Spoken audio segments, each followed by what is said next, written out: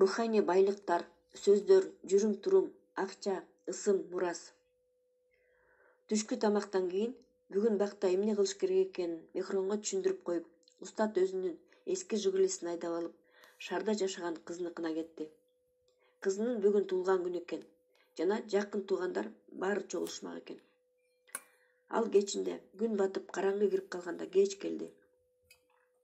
Көздөрү жайнап көңүлдүү болуп келгенинен бүгүн майрам кечеси жакшы өткөнү билинип турду. Балдарың менен сүйлөшүүдөгү кубаныч жашоону узартат деп өзүнүн көңүлдүү келгенин түшүндүрүп берди. Өкүнүчтүүсү, жашың өткөн сайын ушундай жолугушуулар сейрек болуп баштайт. А сен акыркы жолу ата-энеңдикине качан бардың эле? Мехрон мындай суроону күткөн эмес окшойт. Ал кичине уялып кетти. Көп болду, 3 ай болуп калды го.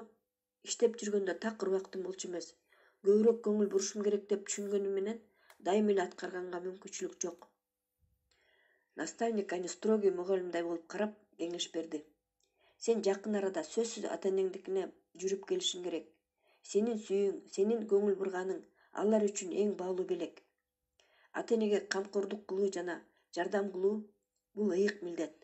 Ал жөнүндө унутпаш керек. Көбүнчө адамдар ата-энесинин жаш кезинде кандай жашаганына, эмнеге кызыгышканына, эмнени кыялданып, эмнеге умтулуп жашаганына кызыгышпайт. Бул абдан жаман. Алардын катасын кайталаба. Өзүңдүн ата-бабаң жөнүндө көбүрөөк билгенге аракет кыл. Алар сенин тамырың. Дарак өзүнүн тамырынын жардамы менен туруктуу турат. Адам өзүнүн ата-бабасынын мурдагы жашоосунун негизинде туруктуу. Ар бир ишиңди баштаарда ата-энеңден батасын алганга аракет кыл. Анткени ата-эненин батасы бул Кудайдын макулдугу. Ошондон сенин ийгиликтүү болушуңа көз каранды. Ошону эсиңден чыгарба. Кечки тамактангандан кийин түнкү бакчага чыгышты. Бактын арасындагы тааныш жол менен сейилдеп беседкага кайтып келишти да, наставник өзүнүн түшүндүрмөсүн баштады. Мен сага айткам, байлык бул биз канча акча иштеп тапканыбыз эмес. Жашообуздун акырында эмне калат ошо. Акча тапканды 95% эле эл билет. Сактаганды 1% гана билет. Жана 4% акчаны башкарганды билет. Көрсө руханий дүйнөдө дагы сактоо закону бар экен. Сенин сөздөрүң чоң күчкө ээ болуш керек.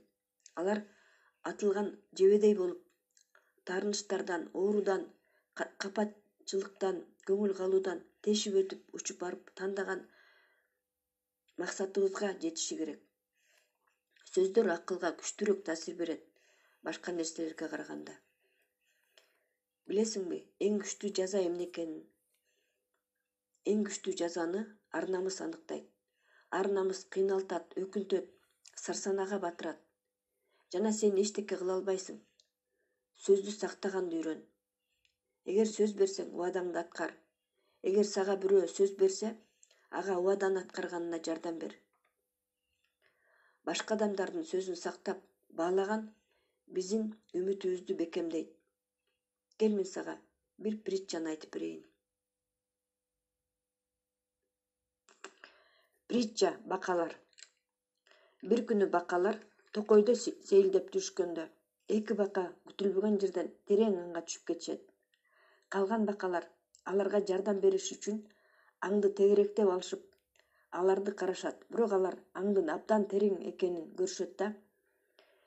Силер чыга албайсыңар, кыйналып чыгам деп аракет кылбай эле койгула дешет.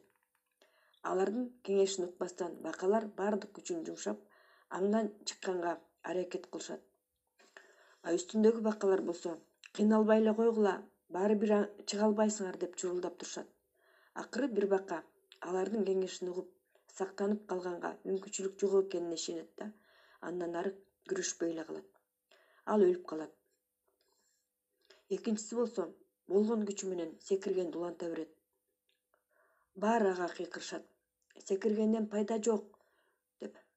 Бирок көк беттенген бака секире берет, улам бийигирээк секирип отуруп, акыры аябай бийик секирип, аңдан чыгып кетет. Аны бат эле башка бакалар тегеректеп алышып, сен эмне, биздин эмне деп кыйкырганыбызды уккан жоксуңбу деп сурашат. бирок аңдан чыккан бака. Кулагым жакшы укпайт. Силердин кыйкырганыңарды мени кубаттап атат деп ойлогом, дептир. Сөз менен өлтүрсөң болот, сөз менен сактап калсаң болот, сөз менен полкту артыңан ээрчитсең болот. Айтылган сөз жашоого алып келиши мүмкүн, же жашоону талкалашы мүмкүн. Кубат бериши мүмкүн, оор минуталарда күрөшүүгө жардам бериши мүмкүн, же тескерисинче жеңишке бир кадам калганда утулуп калганга түрткү болушу мүмкүн. Бирөөгө сүйлөп атканда, кеңеш берип атканда абайлаш керек. Жана бирөөлөрдү угуп жатканда дагы андан бетер абайлаш керек. Кел теманы уланталы. Биздин жүрүм-турум, биздин ким экенибизди аныктап турушу керек. Жана биздин кыялыбызга дал келиши керек. Өзүңдү татыктуу алып жүр. Акылмандардан оку. Акча менен абайла. Эгер сага кимдир бирөө акча берсе, аны сакта. Жөндөн жөн болбогон нерселерге эле корото бербей, өзүнүн максатына гана сарптаганды үйрөн. Өзүңдүн атыңды сакта. Ал каалаган эшикти ачып берет. Жашооңдо эмне болуп атса дагы бирөөлөрдү жамандаба. Ар кандай адамдар болот. Бирөөлөрү өмүр бою эчтеке чече алышпайт. Кээ бирөөлөр бир звонок менен миллиарддык маселени чечип коет. Сенин атың башкалар үчүн дагы эшикти ачып бергендей болгонго жет. Жылдар бою бийик авторитетти түзсө болот, бирок бир эле сенин туура эмес кылган ишиң жылдар бою түзүлгөн авторитетти бузуп салат. Ошон үчүн атыңды сакта. Сенин имиджиңе зыян келтирчү иштерден алыс бол. Эми мурас жөнүндө. Материалдык байлыктар жана дүйнө булар экинчи даражадагы мурастар. Ата бабаңдын атын сактоо, алардын кыялын сактоо эң маанилүү. Эгер бир нерсени туура эмес кылсаң, кандайдыр бир кырдаалда туура эмес кыймыл-аракет кылсаң, элдер унутпайт. Эсиңде болсун, баары мурас болуп берилет. Биз ойлонушубуз керек. Эртең биз жөнүндө эмне деп айтышат? Биз жөнүндө биздин балдарыбызга эмнени айтышат? Руханий сактоо. Бул жакшы ат, жакшы эскерүү. Ар бирибиз ата-энелерибиз менен сыймыктанабыз жана ойлонушубуз керек. Биздин балдарыбыз биз менен сыймыктана алышабы? Биздин жетишкендиктерибиз жөнүндө 2-3 муундан кийин эмнелерди айтышат? Биздин жашообузду өмүр бою кедей болуп жүрүп өткөн деп айтышабы, же бай болуп жашаган дейби? Ийгиликсиз болчу дешеби, же ийгиликтүү болчу деп эскеришеби? Көрсө балдарыбызды акча бактылуу кылбайт экен, а ата-энесинин ийгиликтүү болгону аларга күч берет экен. Ошол руханий сактоо болуп саналат. Өзүң жөнүндө эле ойлобо, а балдарыма кандай жашоону кааларыңды жана аларга кандай жашоону белек кыларыңды ойло. Устат теманын аяктаганын билгизип, тынчып калды да кийинки теманы түшүндүрдү. Бүгүнкү күндөн баштап менин үй бүлөм деп аталган китеп жаз.